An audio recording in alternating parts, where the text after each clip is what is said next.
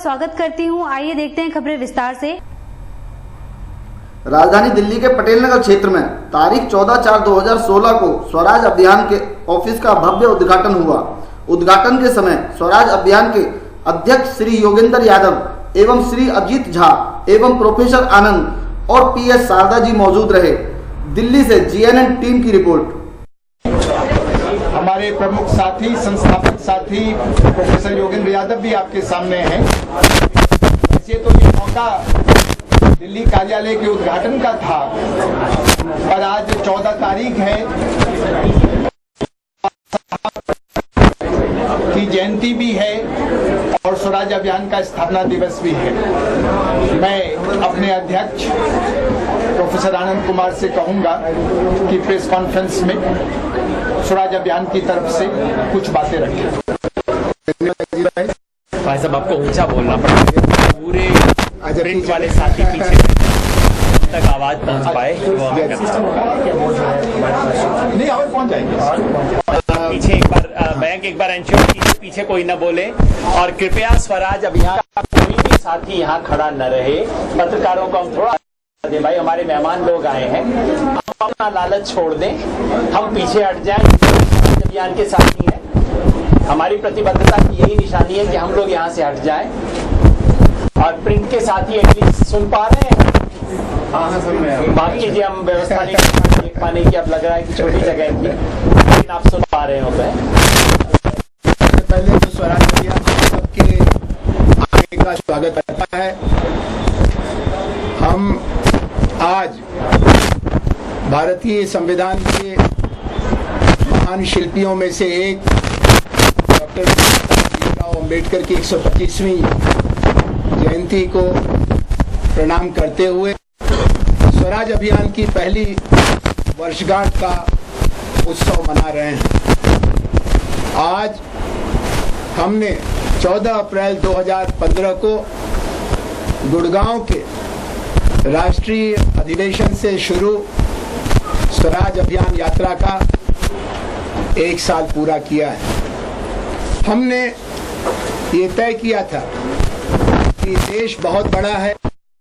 स्वराज अभियान का जो संकल्प था, उस संकल्प को देश के हर इलाके में संवाद का मुद्दा बनाने के लिए हमें कम से कम 1 साल हमें चाहिए।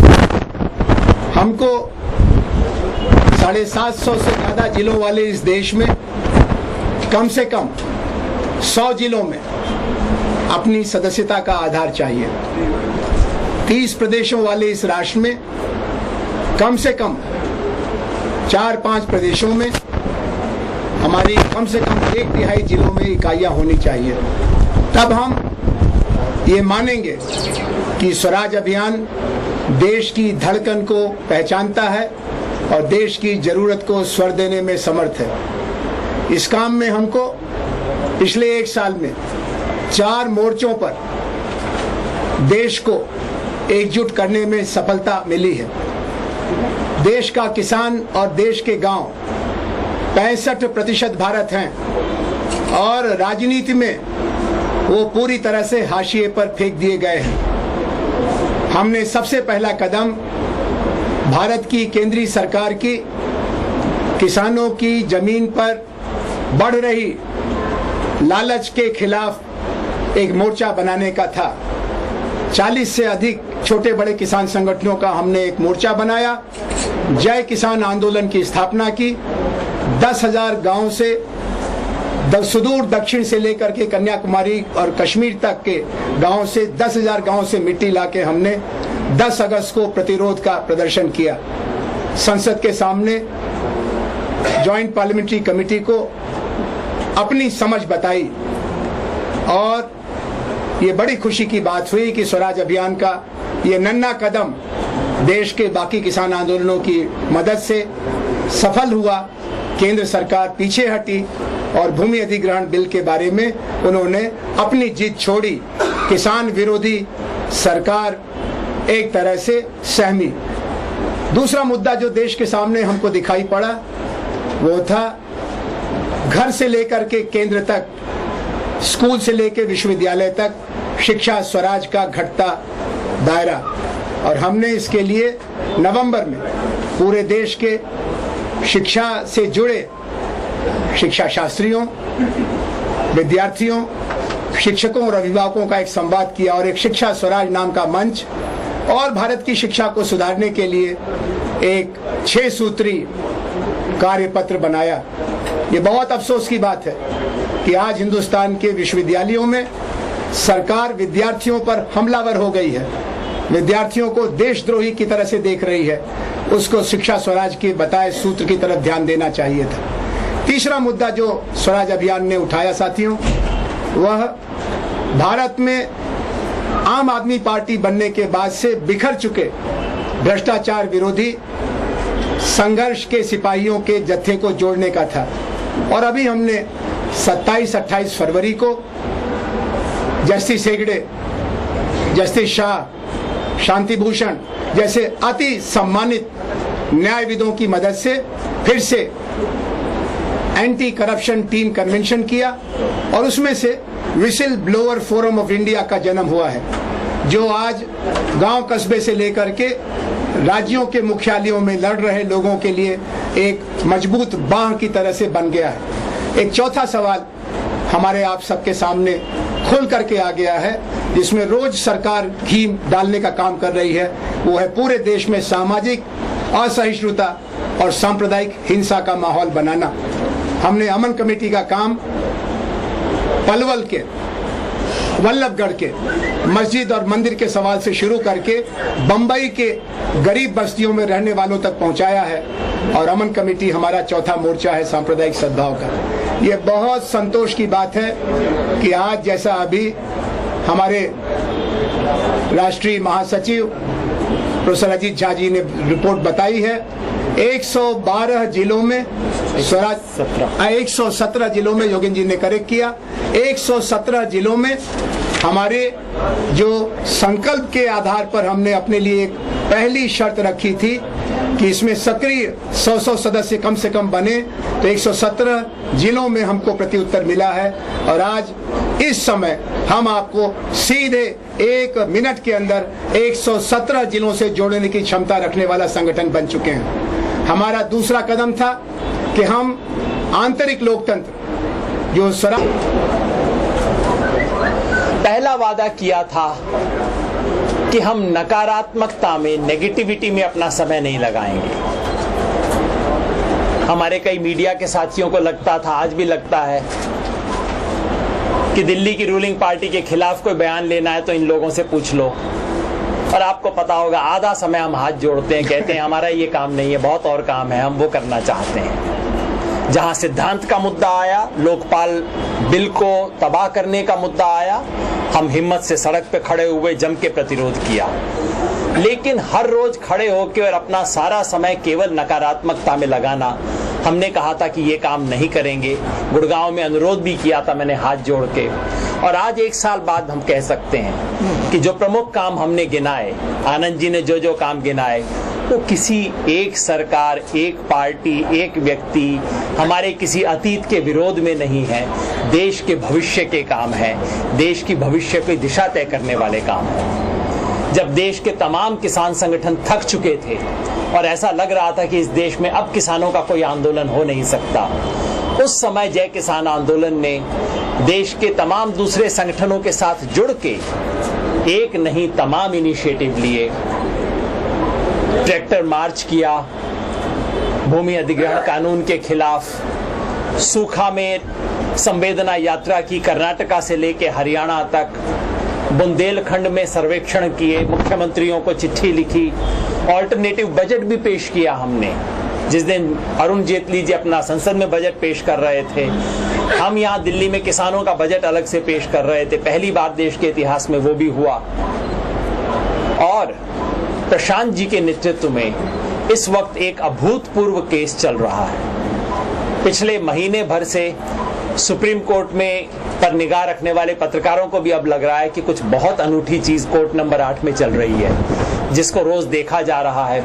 और पहली बार देश में सूखे जैसी तथाकथित प्राकृतिक आपदा जिसमें सरकारों का योगदान है, हमारी योजनाओं का योगदान है, उस पे जवाबदेह बनाया जा रहा है। और ज्यादा नहीं, मैं इतना जरूर कह सकता हूं कि स्वराज अभियान और जय किसान आंदोलन की इंटरवेंशन की वजह से और इस सुप्रीम कोर्ट की पिटीशन की वजह से भारत सरकार ने मनरेगा के लिए 6,000 करोड़ रुपए एक्स्ट्रा अलॉट कर दिए हैं पिछले 10 दिन के अंदर अंदर। बुंदेलखंड को भारत सरकार ने 1300 करोड़ रुपए का पैकेज अलॉट कर दिया है। गुजरात की सरकार को मजबूर होकर सूखा घोषित करना पड़ा है। उत्तर प्रदेश की सरकार पहले 2 महीने मौन रहने के बाद उन्हें मजबूर होना पड़ा। बुंदेलखंड में मनरेगा का पैकेज शुरू हुआ। हमने लोगों के लिए एक्स्ट्रा खाना मांगा था, हमने 2 किलो खाना मांगा था, 2 किलो दाल मांगी थी, अब 5 किलो दाल और घी मिलने लग गया बुंदेलखंड के लोगों को, केवल और केवल। और भारत सरकार ने सुप्रीम कोर्ट में परसों मान लिया प्रशांत जी के सामने कि किसानों को जो मुआवजा दिया जा रहा है आज तक फसल के नुकसान का, उस मुआवजे को इस साल से रिवाइज किया जाएगा। अभी जजमेंट नहीं आया है सुप्रीम कोर्ट का। केवल इस पिटीशन में प्रशांत जी ने जिस किस्म के तर्क रखे हैं और जिसको सुप्रीम कोर्ट ने इतनी गंभीरता से लिया है, जो आप बीच बीच में फटकार सुनते रहते हैं आप, लेकिन अंदर जो कोर्ट में हो रहा है, एक एक प्रश्न पे जो खिंचाई हो रही है, एक एक प्रश्न पे जो इंटेरोगेशन हो रहा है, उससे हड़कंप मचा हुआ है सरकार में। और इस फैसला आने से पहले दसियों हजार करोड़ रुपए के बेनिफिट्स ट्रांसफर हो चुके हैं। हमने कहा था कि हम आंतरिक लोकतंत्र में विश्वास करते हैं। लोगों ने कहा था जी बड़ी अच्छी बात है, पर होता थोड़ी है, सब पार्टियां कह देती हैं और उसके बाद इंडेफिनेटली उन पार्टियों का ऊपर से नॉमिनेशन चलता रहता है। सेल्फ नॉमिनेटेड लोग अपने आप को परपेचुएट करते रहते हैं। पहले 3 साल के लिए कोई कमेटी बनती है, फिर 3 साल के लिए री नॉमिनेट हो जाती है, ये सब चलता रहता है। स्वराज अभियान में आज मुझे कहते हुए संतोष है, गर्व है कि 1 वर्ष के भीतर हमने अपने लिए जो न्यूनतम मर्यादा रखी थी वो पूरी की है। न्यूनतम मर्यादा क्या थी? हमने कहा था कम से कम 100 जिलों में, कम से कम देश के 100 जिलों में जब तक हम एक मिनिमम थ्रेशोल्ड पार नहीं कर लेंगे, संख्या मेरे ख्याल में पूरी होने वाली है, जब तक इसको अपलोड किया जाएगा वेबसाइट पे तब तक ये चीज भी पूरी हो जाएगी। अब तक 4-5 राज्य में देख रहा हूँ, शायद 6 नहीं है, लेकिन जो भी हो, हमने अपने लिए बिल्कुल ठोस कसौटी रखी हुई है। हमने कहा था कि हम ऐसे लोगों को लोकपाल बनाएंगे जो हमारे अंगूठे के तले ना हो। आप सब जानते हैं कामनी जायसवाल किस हिम्मत से सुप्रीम कोर्ट में बड़े से बड़े लोगों से संघर्ष करती रही हैं, और जो लोग शिक्षा और वैकल्पिक प्रयोग की दुनिया को थोड़ा सा भी जानते हैं वो जानते होंगे कि पवन गुप्ता का क्या कद है इस देश के अंदर। इन लोगों ने हमारा लोकपाल बनना स्वीकार किया है। हमने कहा था कि हम पारदर्शिता रखेंगे, सिर्फ आमदनी में ही नहीं, खर्चे में भी, और हमने अपने आमदनी और पहले कुछ महीनों के खर्चे का हिसाब ट्रांसपेरेंट कर दिया है, ऑनलाइन कर दिया है।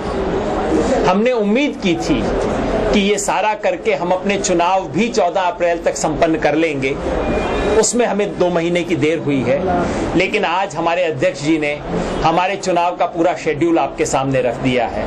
यानी कि आज से 2-2.5 महीनों के अंदर, पर कम से कम 3 महीनों के अंदर ये जो शख्स आपके सामने बैठे हुए प्रेस कॉन्फ्रेंस कर रहे हैं, सेल्फ नॉमिनेटेड लोग, ये यहाँ पे नहीं बैठे होंगे, नीचे से ऊपर तक चुन के लोग आएंगे। जिले के लोग राज्य की कमेटी के, जिले के सदस्य जिले की कार्यकारिणी चुनेंगे, जिले की कार्यकारिणी राज्य की कार्यकारिणी चुनेगी, राज्य की कार्यकारिणी राष्ट्रीय कार्यकारिणी और राष्ट्रीय ऑफिस बेयरर्स को इलेक्ट करेगी।